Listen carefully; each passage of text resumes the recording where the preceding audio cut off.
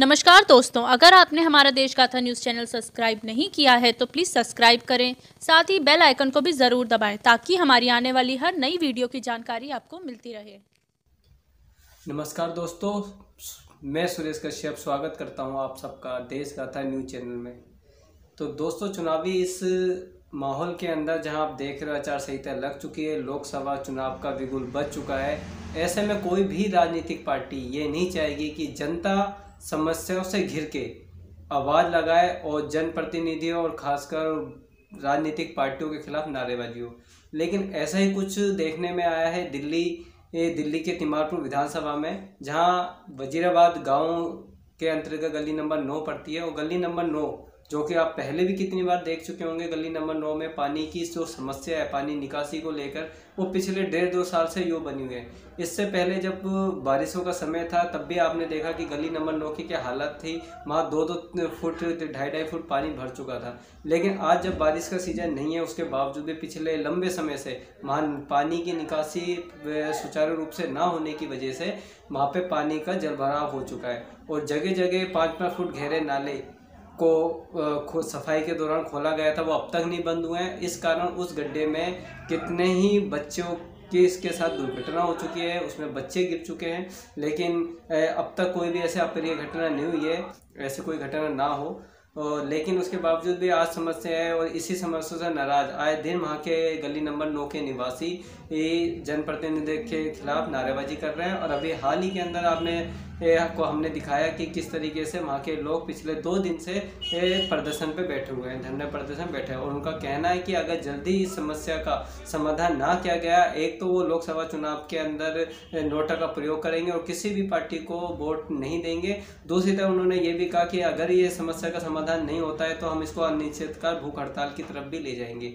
इस सब चीज़ों को लेकर हमारे जहां हम आपको अब दिखाने वाले हैं कि गली नंबर 9 के लोगों ने अपने गुस्से पे क्या कुछ जाहिर किया जनप्रतिनिधि के खिलाफ और राजनीतिक पार्टियों के खिलाफ क्या कुछ कहा। पहले हम आपको ये दिखाते हैं।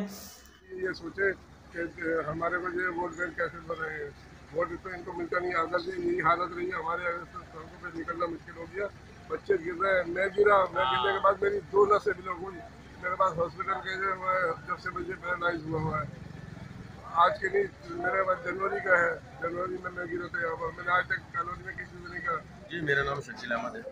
शकील जी, ये जो धरना प्रदर्शन आपके द्वारा रखा गया है यहाँ पर तमाम क्षेत्र के लोगों द्वारा, इस पर आपका क्या कहना है? देखिए, पहले भी मैं समझता हूँ कि 1 हफ्ते पहले फ्राइडे को इसी तरह एक प्रोटेस्ट किया गया था, जिसमें आपके चैनल के आपके माध्यम से ये बात हमने पहुँचाने की कोशिश की थी, लेकिन हमें उसका कोई रिस्पॉन्स नज़र नहीं आया।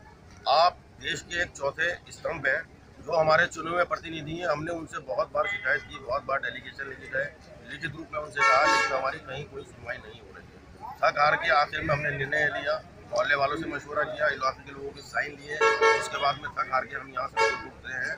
सड़कों पर उतरने का मतलब ये है कि हम कहीं ना कहीं बहुत ज़्यादा परेशान हो चुके हैं। हमारी आस टूट चुकी है। हम इनको समझाएं तो किस भाषा में समझाएं, हमारी समझ में नहीं आता। हमने इनसे रिक्वेस्ट की, इनके घरों पे गए, इनके पीछे जय जयकार के नारे लगाए, लेकिन ये लोग अपनी सियासत से बाज नहीं आते हैं। हर बार तसल्ली भाषण और आश्वासन भाषण होगा। इमामुद्दीन जी, जो ये समस्या है, क्या कहेंगे इस पर? इस समस्या के बारे में मैंने पूरी कॉलोनी का पंकज पुष्कर जी को पकड़ के अपने हाथ में और पूरी कॉलोनी का सर्वे कराया था। मैंने उन्हें ये बताया था ये नाली यहाँ से ब्लॉक है और इस नाली को यहाँ से खोलेंगे तो अब ये वाला रास्ता पानी वहाँ पहुँच जाएगा। यानी कि मैंने पूरी गली के अंदर सर्वे करवा रखा है उनका, 9 नंबर से लेकर 3 नंबर गली तक हर जगह का पॉइंट का मैंने सर्वे जी। लगातार देखा जा रहा है पिछले कई माह से ये समस्या विकराल रूप लेती जा रही है, आरोप प्रत्यारोप की राजनीति चल रही है, इस पर आप क्या? जैसा कि आप लास्ट वीक भी आए थे, लास्ट वीक आपने मेरा इंटरव्यू लिया था, मैंने आपको नाला से अवगत कराया था। आज भी नाला खुला पड़ा हुआ है और आज आपने देखा भी होगा कि इस नाले के अंदर एक गरीब मजदूर केला लेके गिर गया। गरीब बेचारा सुबह से लेके शाम तक वो अपने बच्चों के लिए खाता कमाता है। हम कहाँ जाए, किससे कहें? वो बेचारा किससे कहेगा? कोई सुनने वाला नहीं है। काउंसलर को भी कह दिया भाई इसको ढकवा दे, इसमें बल्ली लगवा दे, कुछ गड़वा दे, कुछ नहीं आया, कुछ नहीं हुआ। झूका तू है, पानी वैसे की वैसी भरा हुआ है। ना तो पंकज पुष्कर की कान पे जूं चल रही, मनोज तिवारी तो आया ही नहीं अब तक। अमन लता सागवान भी गायब है। पहले 1.5-2 साल इसने हमारे हाथ में खुद सीटें पकड़ ली, इसने पुष्कर ने हमारे हाथ में सीटें पकड़ा दी, बजाते चलो। कोई काम इस क्षेत्र में इसने नहीं कराया है, नहीं कराया है, नहीं कराया है, नहीं कराया। मेरा नाम सैयद काशिफ है। सैयद जी, जो स्थिति यहाँ है, जो बुरे हालात हो रहे हैं यहाँ पर, आगे गर्मी का टाइम है, पानी निकासी और बढ़ेगी, तो ये समस्या विकराल रूप धारण करती जा रही है। इसके लिए कौन जिम्मेदार है? जनाब, इस समस्या के लिए हम खुद ही जिम्मेदार हैं। वो इसलिए कि हम लोगों ने इनको चुन के यहाँ तक पहुँचाया है और हमसे ये कहा गया था कि विकास होगा, लेकिन आप देख रहे हैं यहाँ विनाश होगा। विकास नहीं हो रहा, यहाँ हो रहा है विनाश। जहाँ एक तरफ देखा जा रहा है, काउंसलर कह रहे हैं हमने 13 करोड़ रुपए अपने वार्ड में लगा दिया, विधायक कह रहे हैं हमने करोड़ों रुपए के काम करा दिए, लेकिन यहाँ के हालात देखकर तो ऐसा कुछ भी नहीं लग रहा। वो काम सिर्फ फाइलों में हुए हैं और वो पैसे किसके खाते में गए हैं, किसकी जेब में गए हैं, ये सर्वे कीजिए आप। और ये एक सोचने का विषय है कि वो फंड कहाँ गया। हम तो सिर्फ ये बुनियादी सुविधा नाली की सफाइयों की मांग रहे हैं, बहुत बड़ा कोई काम नहीं कर रहे हैं, वो भी नहीं यहाँ हो पा रहा है। वोट हमारा हर किसी को चाहिए, लेकिन हमारी सुनने के लिए कोई तैयार नहीं है। अगर हम किसी भी नेता से संपर्क करने की कोशिश करते हैं तो उनसे हमें जवाब ये मिलता है कि पहले आप हमसे जुड़िए। मतलब एक तरह से हमसे रिश्वत मांगी जा रही है और काम करने के लिए कोई भी जनप्रतिनिधि काम करने के लिए राजी नहीं है, ना कोई यहाँ पूछने आता है। हम पिछले 2 दिनों से यहाँ बैठे हैं, बुजुर्ग भी है हमारी, शाम को महिलाएं भी आती हैं, लेकिन हमारी सुनने वाला कोई नहीं है। इसीलिए हमने ये आखिरी रास्ता अपनाया है, गांधी जी वाला धरना प्रदर्शन। आपका नाम? मेरा नाम मोहम्मद अहमद है। अहमद जी, यहाँ की समस्या का मेन जिम्मेवार कौन है? मेन जिम्मेदार तीनों ही है। असल में मनोज तिवारी जब से जीता है उसकी तो हमने शक्ल ही नहीं देखी, और उसके बाद पंकज पुष्कर जो जीते हैं, एक तो उनके साथ जो लगे हुए लोग, पंकज पुष्कर हो गया या अमरलता सागवान। जहाँ ये देखा जाए, आप आरोप प्रत्यारोप छोड़ दीजिए, सांसद क्या कर रहा है? ये नाली निकासी, पानी निकासी का काम किसके जिम्मे आता है? नाली निकासी का काम अमरलता सागवान जी के जिम्मे आता है। क्या वो अपने कार दोनों ही है यहाँ पे, जिम्मेदार दोनों ही है। आप क्या उम्मीद कर रहे हैं? उम्मीद तो हम कुछ नहीं कर रहे, क्योंकि उम्मीद जितना करना था वो निकल गया वक्त। अब आचार संहिता भी लग गई है, हमने उनका बहुत वेट किया, तकरीबन 4 साल से वेट ही कर रहे हैं और आश्वासन पे आश्वासन ही मिल रहे थे हमें। जब आचार संहिता लग गई, जब हमें लगा कि अब कुछ नहीं हो सकता, उसके बाद हमने अपनी ये मुहिम छेड़ी। यहाँ क्षेत्र में तमाम RWA हैं, RWA होते हुए फिर भी काम नहीं करवा पा रहे, इसका क्या कारण है? RWA, इसका सबसे बड़ा जिम्मेदार ही RWA है। गली नंबर 9 में एक के बाद एक तकरीबन 6 से 7 RWA बन गई। लोगों को सिर्फ RWA नहीं बनानी, जो 5-5, 6-6 लोग हैं उन्होंने सिर्फ अपना घर के ऊपर एक बोर्ड लगाना है RWA का, और इलाके के लोग कोई भी सारे RWA का बहिष्कार करते हैं, क्योंकि ये एक भी RWA इलाके की चुनी हुई नहीं है। उसकी वजह यह है कि लोगों ने अपना खुद का बना लिया। हम यही चाहते हैं कि सारे RWA को भंग कर एक RWA बने न्यूट्रल। असल में RWA सबसे मेन क्या है, एक कांग्रेस के फेवर में जाती है, एक RWA आम आदमी पार्टी के फेवर में जाती है, जिसकी वजह से क्या है, इलाके का नुकसान हो रहा है। शहजाद जी, आज जो ये धरना रखा गया है, कब तक जारी रहेगा? देखो, ये धरना तो तब तक जारी रहेगा जब तक हमारी समस्याओं का समाधान नहीं होगा। हमारी समस्या आपने काफ़ी टाइम से आप देख रहे हैं, सारी खबर आपने कर ली है, और समस्या का समाधान जब तक नहीं होगा, जब तक हम यहाँ बैठेंगे, अगर ऐसे बैठने से भी हमारा मसला नहीं हुआ तो हम भूख हड़ताल भी करेंगे और भूख हड़ताल पे बैठेंगे। इस समस्या के लिए मूल जिम्मेवार कौन सा डिपार्टमेंट है? इस समस्या के लिए जिम्मेदार जो है यहाँ का MLA भी यहाँ के जिम्मेदार हैं। MLA को मैं इसलिए जिम्मेदार कह रहा हूँ कि अभी कुछ टाइम पहले MLA साहब ने और MLA साहब के मिलकर जो उनके साथी थे, उन्होंने इस पूरे नाले का जो है ना एक बजट बनवाया था। MLA साहब ने कहा भाई सारी समस्या तुम्हारी खत्म हो जाएगी और नाला बन जाए। ये बजट की कॉपी मेरे हाथ में है, मैं आपको दिखा सकता हूँ। ये MLA साहब ने जो है कॉपी बनवाई थी यहाँ, और ये सब कुछ MCD से हो गया था। उसके बाद MLA साहब ने कहा भाई मेरा काम नाला बनवाने का, मैं बजट दे दूंगा, लेकिन इस नाले को तोड़वाना और यहाँ के थल्ले तोड़वाना ये निगम पार्षद का काम है। फिर हमने निगम पार्षद से कहा तो उन्होंने यहाँ के जो एक ऐसे लोग जिनके पास पैसे भी नहीं है, लेकिन उन्होंने खुशी खुशी अपने थल्ले तोड़वाए, इसलिए कि भाई हमारी समस्या का समाधान हो जाए। लेकिन हमारी को सुनने वाला नहीं आया। लास्ट टाइम जब थल्ले टूट गए, नाला जब उखड़ने लगा, तो हमारे कॉलोनी के जिम्मेदार लोग, कुछ समझदार लोग वो आए, उन्होंने कहा कि ले भाई थल्ले टूट गए, अगर नाला उखड़ गया तो फिर क्या होगा, इसको रिपेयर कौन करेगा।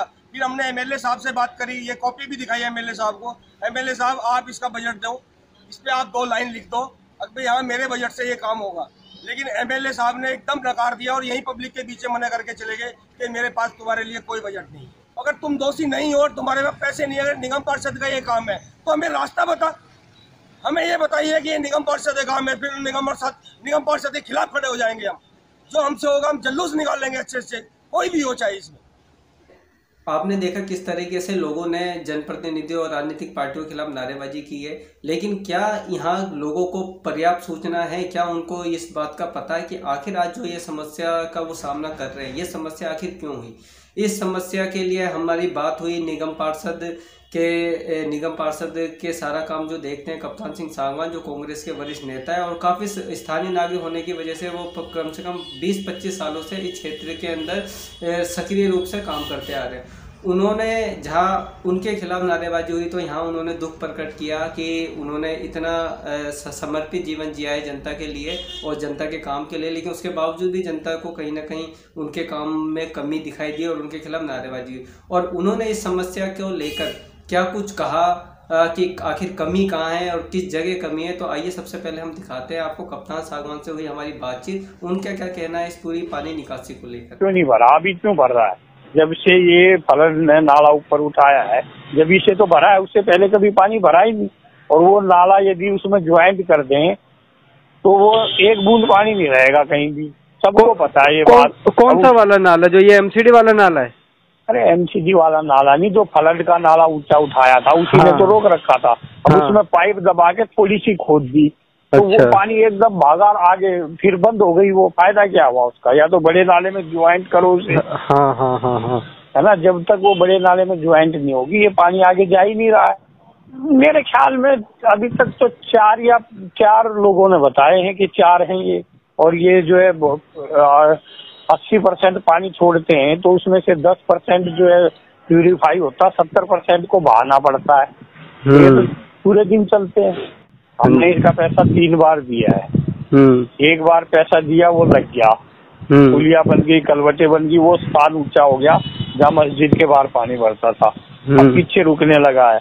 तो फिर 5 लाख रुपया फिर दिया, फिर वो टेंडर हो गया, वर्क ऑर्डर कर दिया उसका, फिर वो काम चालू करेगा होली के अगले दिन ही। अच्छा, है ना। तो अभी तक तो हम ही ने दिया ना पैसा, समस्या है तो हम ही तो कर रहे हैं, हम ही दे रहे हैं। वो आके के जी विधायक ने ये कर दिया, विधायक ने वो कर दिया, खाली बात फूक के पकौड़े तलने से थोड़ी ना हो जाएगा सुरेश भाई। या मैं जो मर्जी बात कर दूं, हवा में कर दूं कि जी मैंने ये कर दिया।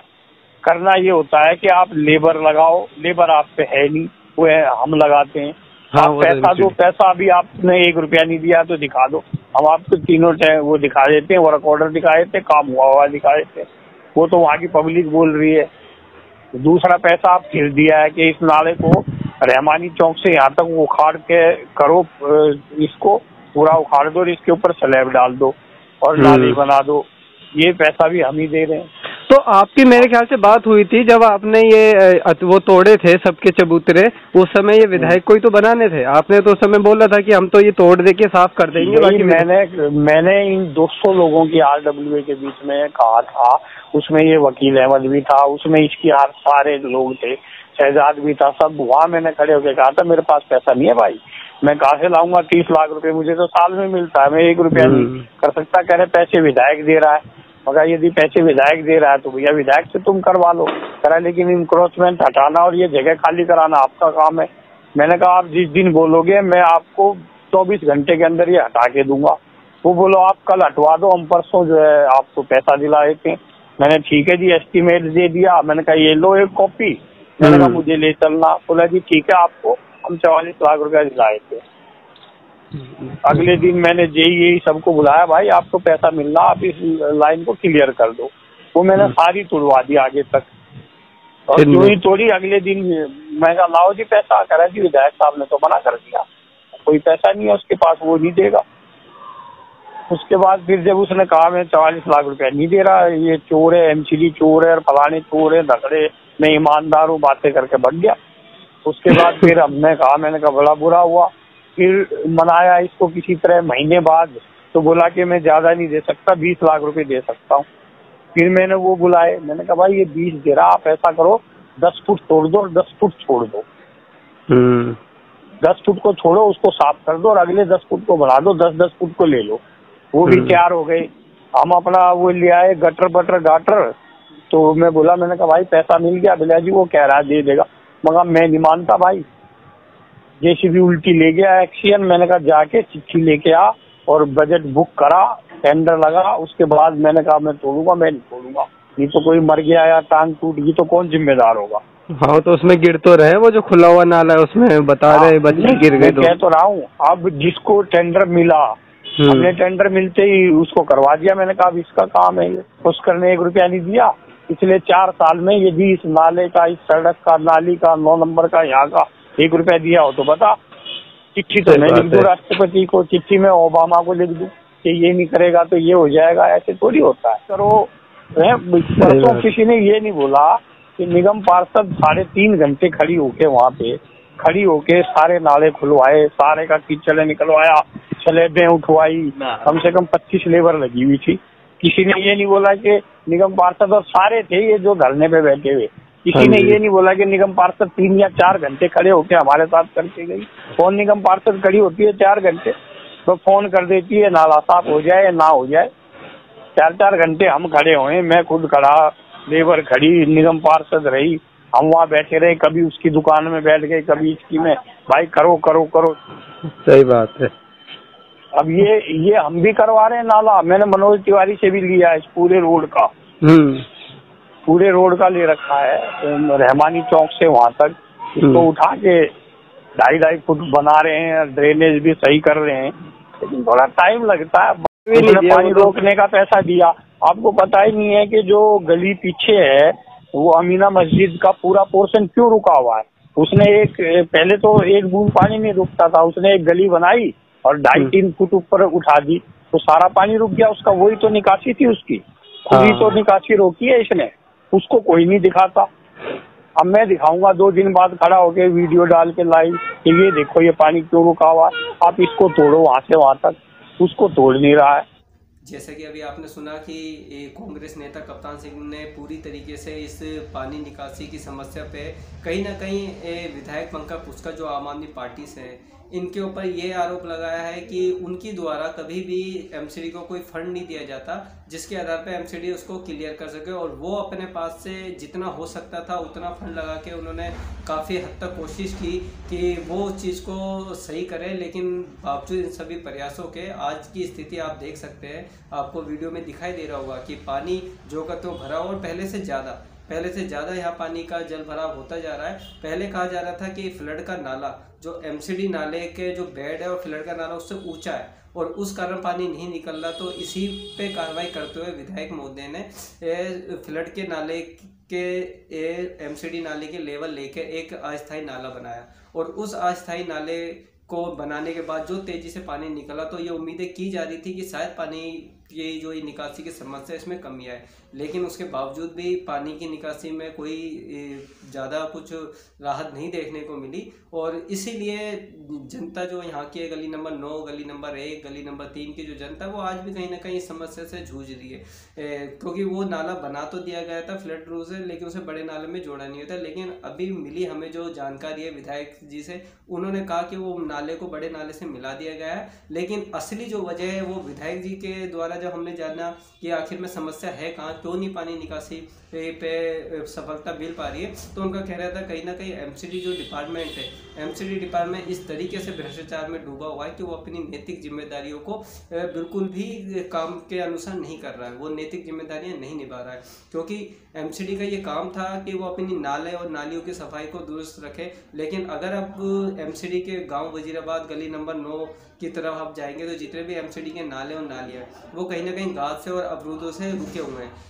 ये एक कारण तो है, साथ में इसके साथ और भी कई कारण हैं जो विधायक जी ने भी हमें बताया, और निगम पार्षद की तरफ से कप्तान सागवान जी ने भी हमारे सामने समस्या रखी है कि गली नंबर 9 में कितने सारे ऐसे वाटर प्लांट जो अवैध रूप से चल रहे हैं, जिनके ऊपर अब तक डिपार्टमेंट ने, विभाग ने कभी कोई संज्ञान नहीं लिया। तो इसको उन्होंने एक वजह बताया कि कम से कम 80% पानी वो रोजाना उस नालियों में बहाते हैं। एक तो नालियों का अवरुद्ध है और नालियों का जो लेवल है वो ऊंचा नीचा है, एक तो एक ये वजह है। दूसरी वजह ये है कि वो 80% पानी जो फेंक देते हैं, अपने वेस्ट कर देते हैं, वो भी कहीं ना कहीं इस जल निकासी की समस्या को बढ़ावा दे रहा है। तो ऐसे के अंदर जहाँ विधायक जी ने बताया कि वो इस अवैध वाटर प्लांटों के लिए शिकायत लेटर लिख चुके हैं और संबंधित अधिकारियों ने अब तक उस पर कोई काम नहीं किया है या उनको सील नहीं किया है, ये एक भ्रष्टाचार की निशानी है। वहीं निगम पार्षद की तरफ से भी ये जवाब मिला है कि वो भी अपने माध्यम से इन अवैध रूप से चल रहे वाटर प्लांटों को जल्द से जल्द बंद करवाने की कोशिश करेगी। आखिर ये वाटर प्लांट जो अवैध रूप से चल रहे हैं, इनको बंद कराने में इतना समय क्यों लग पा रहा है? क्योंकि जब एक विधायक, एक निगम पार्षद दोनों डिपार्टमेंट्स को लगातार बोल रहे हैं कि आप जितने भी अवैध रूप से जो चीज़ें हो रही है, इन चीज़ पे कार्रवाई करो और इनको बंद करवाओ ताकि जनता को सुविधा मिल पाए। क्योंकि चुनावी इस माहौल में कोई भी पार्टी नहीं चाहेगी कि कहीं ना कहीं उनका जनाधार नीचे जाए। एक तरफ आम आदमी पार्टी से विधायक पंकज पुष्कर जो लगातार प्रयास कर रहे हैं और उन्होंने 4 तारीख से लेकर आज 15 तारीख तक भी एमसीडी कमिश्नर को, एडिशनल कमिश्नर को लगातार सूचना पत्र के द्वारा भेजी और उन्होंने उनको बार बार उनकी जिम्मेदारियों को याद दिलाया और उनसे प्रार्थना करी, अनुरोध किया कि वो जल्द से जल्द अपने नालियों की सफाई को सुनिश्चित करें ताकि जनता को जल्दी से जल्दी इन गंभीर समस्या से निजात मिल सके। और विधायक ने ये भी एक वादा किया है कि वो चाहेंगे कि आज से कुछ ही दिनों के अंदर अंदर ये सारी समस्या खत्म की जा सके। जो टेम्परेरी नाला, पैरेलल नाला बनाया गया, वो इरिगेशन फ्लड कंट्रोल की बड़ी जो ड्रेन है उससे कनेक्ट कर दिया गया है। कमिश्नर, डिप्टी कमिश्नर और एडिशनल कमिश्नर से चल रहा है, इंजीनियर इन चीफ से चल रहा है। और ये सारा मामला दिल्ली विधानसभा की पिटीशन कमेटी में भी पिछले 7 महीने से चल रहा है। तो किसी अनधिकृत व्यक्ति के कहने की जगह हम जो आधिकारिक रूप से एमसीडी की तरफ से बात आती है उस पर हम वो करें कि अगर तो उस ठीक है सर, मैं समझ गया वो। नहीं, मैं आपको इसलिए ये बात कह रहा हूँ क्योंकि जब हमने निगम पार्षद से इस बारे में कहा कि भाई एमसीडी आपके पास है और आपको एमसीडी के नाले को सफाई करनी है और आपने उसके लिए फंड भी दिया लेकिन उसके बावजूद नहीं हुआ, तो उन्होंने कहा कि ये एरिया बड़ा है और ज्यादा इसमें चीजों की जरूरत है और अगर विधायक जी फंड देते हैं एमसीडी को तो ये क्लियर हो जाएगा। तो इसलिए हम आपसे कह रहे हैं कि वो निगम पार्षद की तरफ से ये बात रखी गई थी कि विधायक जी की तरफ से कभी कभी कुछ नहीं मिला और हमारे पास इतना पैसा नहीं है कि हम एमसीडी को दे सके फंड के हिसाब से।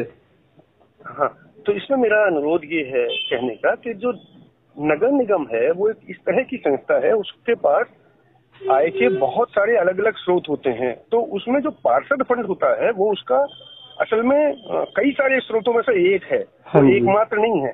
और असल में जो नगर निगम बना हुआ है वो काफी एक ब्यूरोक्रेटिक ऑर्गेनाइजेशन है। ब्यूरोक्रेटिक का मतलब ये है कि उसमें चुने हुए जनप्रतिनिधियों का असल में एक सीमित महत्व है, मतलब पूरा का पूरा महत्व नहीं है।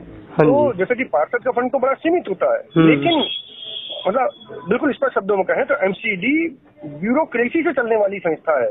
अभी तक की स्थिति ये है, कमिश्नर के निर्देशन में चलने वाली संस्था है। तो इस बात को पार्षद महोदय ये तो कह सकते हैं कि निजी तौर पर उनके पास फंड नहीं है, लेकिन एमसीडी के पास कोई प्रबंध नहीं है, ये बिल्कुल तथ्यात्मक रूप से बात अनुचित है। इसीलिए मैं कहूंगा कि ये बात हमको कमिश्नर कहें, एडिशनल कमिश्नर कहें, ईएनसी कहें, तो वो बात मानी जाएगी।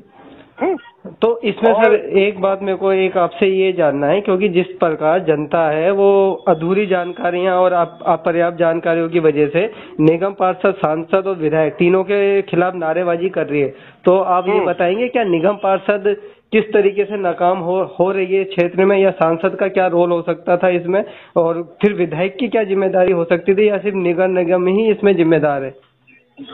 देखिए, ये समय कोई व्यक्तिगत आलोचना करने का नहीं है। मतलब बाकी सब लोग कर रहे हैं, लोग पंकज पुष्कर मुर्दाबाद भी कर रहे हैं, और वहाँ जो धरना प्रदर्शन चल रहा है उसमें कांग्रेस के अल्पसंख्यक मोर्चे के जो अध्यक्ष हैं वो बैठ के अपने को निष्पक्ष व्यक्ति कहकर उसको चलवा रहे हैं, लेकिन हम उस लेवल पर नहीं उतर सकते। मैं एक मर्यादा का पालन करूंगा, मैं किसी की व्यक्तिगत आलोचना किए बिना मैं कह रहा हूँ कि एमसीडी की दिक्कत ये है कि उसमें पार्षद की एक सीमा से ज्यादा गलती नहीं है, तो वो तो मैं ये नहीं कह रहा कि किसी व्यक्ति विशेष की या पार्षद की दिक्कत है, ये दिल्ली नगर निगम की कार्यशैली की दिक्कत है। उसका चरित्र जो है वो बड़ा ब्यूरोक्रेटिक है और बड़ा सेंट्रलाइज्ड है। मेरी आलोचना ये है। दूसरा, अब व्यक्तिगत तौर पर भी कहा जा सकता है, आप इस सवाल को दोबारा पूछेंगे, जोर देके पूछेंगे तो मैं जवाब दूंगा, लेकिन सवाल ये है कि एमपी महोदय जो रहे हैं उनकी प्राथमिकता तो हमारे इस वजीराबाद गांव क्या मतलब कहीं भी नहीं रही है। उन जो जिन गांवों को उन्होंने कहते थे कि हम गोद लिए हुए, वही आज तक लोग मजाक में पूछ रहे हैं कि अभी तक भी गोद में ही हैं या गोद से उतर के चलने लगे हैं। उनकी दुर्दशा जग जाहिर है, तो उनके बारे में ज्यादा टिप्पणी करना मेरे लिए जरूरी नहीं होगा, उचित नहीं होगा, जनता सब समझती है। जहां तक बात पार्षद महोदय की है, उनकी दिक्कत ये है कि वो पूरी सच्चाई कहने से मतलब जैसे मैं स्पष्ट कह रहा हूँ कि निगम की अपनी कार्यशैली के अंदर कई सारी बीमारियां हैं। उसमें पारदर्शिता का अभाव है, उसमें जवाबदेही का अभाव है। निगम की पूरी कार्यशैली में भ्रष्टाचार को भ्रष्टाचार नहीं माना जाता, उसको एक आम बात मानी जाती है। यही निगम है जो कोई बिल्डिंग मुझे बताएं वजीराबाद में ऐसी बनती हो जिस पर उगाही नहीं होती हो, वो सबकी जानकारी में है, निगम की भी जानकारी में, पार्षद महोदया की भी जानकारी में, स्थानीय पुलिस की भी जानकारी में है और स्थानीय जो आरडब्ल्यू के लोग हैं उनकी भी जानकारी में। उसको वो बात सामान्य मान लेते हैं। तो जो निगम इस गहरे स्तर पर अव्यवस्था, अनियमितता और भ्रष्टाचार में डूबी हुई है, वो कहने लगे हम पे पैसे नहीं है, इसका कोई मतलब ये बात विश्वास करने लायक बात नहीं है जी। तो असल बात ये है कि जो निगम की प्राथमिकताओं में निगम की जो दायित्व है कानूनी, उसमें सबसे पहला साफ सफाई और नालियों की निकासी है, ठीक है। अब ये निगम का कोई सक्षम अधिकारी लिख के दे कि हम इसमें सक्षम नहीं है, हम ये नहीं कर सकते, तो बात मानी जाएगी। लेकिन कहीं बातों में कुछ उससे कुछ जनता को बरगलाया तो जा सकता है कुछ समय के लिए, लेकिन समस्या का समाधान उससे नहीं होता। तो सर जैसे भी आपको पता है कि अब वो लोग धरने पर बैठे हैं, वो ये भी कह रहे हैं कि हम अनिश्चित काल तक भी बैठे रहेंगे और जरूरत पड़ी तो भूख हड़ताल भी करेंगे। तो मतलब कि क्या जनता को आप ये विश्वास दिलाना चाहेंगे कि आने वाले समय में उनकी ये समस्या को जड़ से खत्म किया जा सकता है, कुछ दिनों में या राहत मिलेगी, क्योंकि आगे रमजान चालू हो जाएंगे और उनके लिए काफी दिक्कत है। मैं आपको ये विश्वास दिलाता हूँ और आपके माध्यम से जनता को विश्वास दिलाता हूँ कि हमारे लिए नाली की निकासी की समस्या का दूर किया जाना सर्वोच्च प्राथमिकता है। इसीलिए जब कुछ वहाँ पर स्थानीय नागरिक और आरडब्ल्यूए के लोग दिल्ली विधानसभा में पिटीशन लेकर पहुंचे, तो मैंने लगातार आग्रह किया कि इस पिटीशन को सर्वोच्च प्राथमिकता दी जाए। पिटीशन सैकड़ों आती हैं, सबकी सुनवाई इतनी ज्यादा नहीं हो पाती, लेकिन इसको प्राथमिकता दी और उसके बाद लगातार कार्रवाई का दबाव बना हुआ है। एमसीडी जो कि किसी के प्रति अपने को जवाबदेही नहीं मानती, उनको जवाबदेह बनाने की कोशिश की जा रही है। इसलिए वहाँ जो धरने प्रदर्शन पर लोग बैठे हैं, मैं उनकी तकलीफ से 100% सहमत हूँ और बहुत ही जितने वो पीड़ित हैं उतनी ही पीड़ित मैं हूँ और उससे ज्यादा हूँ, क्योंकि मेरा तो दायित्व बनता है। वो अपनी तकलीफ कह रहे हैं, लेकिन मैं ये भी कहूंगा कि जो भी समझदार और शिक्षित लोग हैं और जो राजनीतिक रूप से चीजों को समझते हैं, वो एक एक की जिम्मेदारी तय करें और थोड़ा दूध का दूध पानी का पानी करें, काले और सफेद को अलग करें। अगर उनको लगता है कि सबकी एक साथ आलोचना करके मुर्दाबाद करके समस्या का हल हो सकता है, मतलब उसका भी मतलब ईश्वर करे कि उससे हो जाए। बात है कि इरिगेशन फ्लड कंट्रोल का नाले का 1 फीट ऊंचा होना एक कारण है, लेकिन वो 5 में से 1 फीट गाद जमी रहे इसका तो जिम्मेदार हो सकता है, बाकी 4 फीट का जिम्मेदार वो नहीं हो सकता। लेकिन तब भी उस बहाने को दूर करने के लिए एक पैरेलल नाला बनवा दिया गया, रातों रात उस पर काम हुआ और वो अब कनेक्ट हो चुका है। चलिए, अगर वो कारण था तो अब तो कोई दूसरा कारण नहीं बचता। अगर वो नाला का बेड लेवल ऊंचा होना कारण था तो इस समय बिल्कुल वो होना चाहिए था। जी करना ये पड़ेगा, एक मुश्किल आपको सवाल पूछना पड़ेगा कि अगर वो कारण था, वो कारण दूर हो चुका है। अब जहां से गली नंबर 0, गली नंबर 1 जो कहलाती है, वहां जहां की इरिगेशन फ्लड कंट्रोल से मिल रहा है एमसीडी का नाला, उसको वहां गली नंबर 1 से डिस्ट्रीट करना शुरू करें, उसको बिल्कुल तली साफ करना शुरू करें, और जो कि एमसीडी का कार्य नंबर 1 है। एमसीडी का एक्ट अगर हम देखेंगे तो पहला काम ये है, नालियों की सफाई रखना, डिस्ट्रीट करना, कूड़े का उठाना पहली जिम्मेदारी है। और उसके लिए पर्याप्त संख्या में कर्मचारी होते हैं, उनको जिम्मेदार बनाया जाए। और उसके लिए पार्षद को गाली देने की जगह जो एमसीडी के अधिकारी वर्ग है वो जिम्मेदार बने। वो लिख के वो बड़ी बड़ी तनख्वाह ले रहे हैं, वो जिम्मेदार बने। वो इंजीनियर हैं, बड़ी बड़ी वो डिग्री लेके बैठे हैं, IAS लोग बैठे हैं, ये उनका दायित्व है। और जनता को उनको जिम्मेदार बनाना चाहिए, उनको उत्तरदायी बनाना चाहिए। मेरा ये बात मैं चाहूंगा कि यही हमें जब निगम पार्षद से सवाल किए थे, उन्होंने एक बड़ी वजह एक को बताई कि अगर हम एमसीडी के नालों में उन्होंने अपने स्तर पे चेकिंग करते हैं तो वो कह रहे हैं कि नीचे जो ये गाद नहीं है उसमें पानी भरा हुआ है, लेकिन उन्होंने उसकी वजह बताई कि 9 नंबर गली में बहुत तरीके के अवैध वाटर प्लांट चल रहे हैं जिनका 80% पानी जो वो व्यर्थ करते हैं वो सीधा नालियों में आता है, और वो एक बड़ी वजह है कि यहाँ पे पानी भर जाता है, वो इतना पानी वेस्ट करके उस नालियों में बहाते हैं। तो इस पे उन्होंने भी कहा कि हम कार्रवाई करेंगे, इन्हें सील करवाएंगे। तो आपको नहीं लगता कि इस तरीके की गतिविधि चल रही है तो वो बंद होनी चाहिए 9 नंबर में? बहुत खुशी है कि अगर पार्षद महोदया ने ये कहा है कि वो सील करवाएंगे, तो सील करवाएंगे क्या होता है? अभी तक सील हुए क्यों नहीं है? और मतलब उसमें कितनी देर लगती है? वो तो 24 घंटे के अंदर होने वाला काम है। और ये बात एक पुराने RWA के प्रधान के माध्यम से मेरे पास आई। मैंने तत्काल उसी दिन उसको एमसीडी के डीसी को भेजा, अपने ठोस अनुशंसा के साथ भेजा कि इस तरह की दिक्कत आ रही है कि 80% पानी वेस्ट जा रहा है जहाँ की हमारी निकासी की व्यवस्था नहीं है। अब ये बात ना तो ये पार्षद से पूछी जानी चाहिए, ना विधायक से पूछी जानी चाहिए, या उस अधिकारी से। ना तो वो पार्षद की कलम से सील हो सकते हैं, ना विधायक की कलम से सील हो सकते। कोई अधिकारी बैठा है जो उस बात के लिए तनख्वाह ले रहा है, उसको जिम्मेदार बनाया जाए। धरने पे बैठे जो लोग, सबसे पहले उनको ये समझना पड़ेगा कि आखिर कमी कहाँ है। कमी जो पूरी तरीके से जो समझ आ रही है वो एक कमी है कि एमसीडी डिपार्टमेंट एक इस तरीके का डिपार्टमेंट बन चुका है जिनको जनहित की बिल्कुल भी सुध नहीं रही है। और इसी कारण लगातार एमसीडी जो भी है, एक तो एमसीडी के पास जितने भी कर्मचारी हैं वो पर्याप्त रूप से ड्यूटी पर है या नहीं है, इस बात को कभी सुनिश्चित नहीं किया गया। कितने कर्मचारी आते हैं, कितने नहीं आते हैं, इस बात का किसी को नहीं पता। आखिर कूड़ा उठाने वाली गाड़ी क्यों नहीं समय पे आ रही, इसका किसी को कुछ नहीं पता। तो आखिर बहुत सारी ऐसी अनियमितता है जो एमसीडी विभाग को भ्रष्टाचार के रूप में एक बहुत बड़ा संगठन के रूप में देखा जा सकता है। क्योंकि एमसीडी अगर चाहे तो इस समस्या से महज कुछ समय में ही लोगों को निजात दिला सकती है, लेकिन यहाँ पे एमसीडी विभाग जो है, जो ना एक निगम पार्षद की सुन रहा है ना एक विधायक की सुन रहा है, और ये समस्या बनी हुई है। अब देखना होगा कि आखिर कब तक लोगों को इस समस्या से निजात मिलेगी। क्योंकि जहाँ हमारे क्षेत्र में अगर सांसद जो बीजेपी के हैं मनोज तिवारी जी, उनके खिलाफ भी नारे लगे हैं, तो ये कहीं ना कहीं ये बीजेपी जो एमसीडी में बैठी है, सत्ता में बैठी है, तो कहीं ना कहीं उनका भी एक जिम्मेदारी बनती है कि बीजेपी की सफाई स्वच्छता अभियान को वो इस तरीके से ना बिगाड़े। तो आज की रिपोर्ट में आपको समझ में जरूर आया होगा कि आखिर गली नंबर 9 की जनता जो बहुत परेशान है इस पानी निकासी की समस्या से, उसको सभी जनप्रतिनिधि अपने अपने स्तर पर कोशिश कर रहे हैं, विभागों को अनुरोध भी कर रहे हैं और उनको उनकी जिम्मेदारियों को भी याद दिला रहे हैं ताकि वो जल्द से जल्द इन समस्या से जनता को निजात दिलाएं।